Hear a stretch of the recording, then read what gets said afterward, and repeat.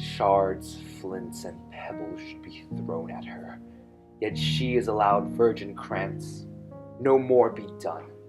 We should profane the service of the dead to sing a requiem and such rest to her, as to peace parted souls.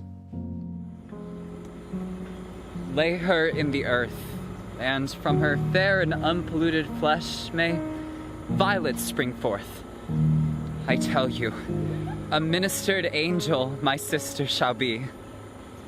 My skin scarred by shards, flints, and pebbles, far from unpolluted, as death knows no status.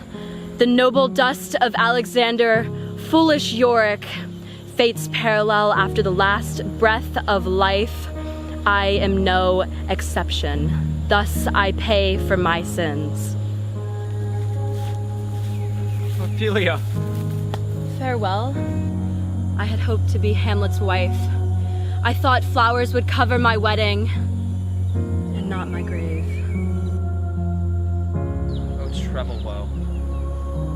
May 10 times trouble fall upon that cursed head, whose wicked deed deprives me of her. I want to move this earth aside and hold her once more. I want to hold her once more in my arms.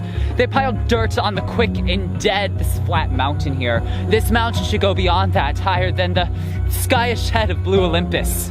What is he whose grief bears such an emphasis? Whose phrase of sorrow conjures up the wandering stars and makes them stand like wonder-wounded heroes? It's me, Hamlet the Dane. To hell with you. For love of God, be patient with him, Laertes. I'm warning you, get your fingers off my throat. I may seem angry now, but just wait, I have a danger inside of me. And you will fear me. Never put your hands on my throat. Hamlet! Hamlet! I will fight you about this until I don't even have the strength to blink. I loved Ophelia. 40,000 brothers could not, with all the quantity of their love, make up my sum.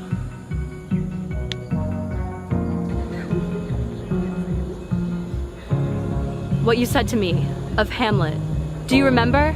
You said his affection resembled that of perfume, sweet but not lasting.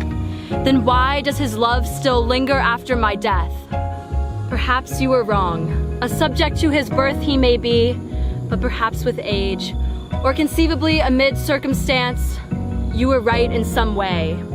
Inward service of the mind and soul grew, so much so that he is now able to hear beyond the circumscribed voice of the state and instead hold true to his word to me.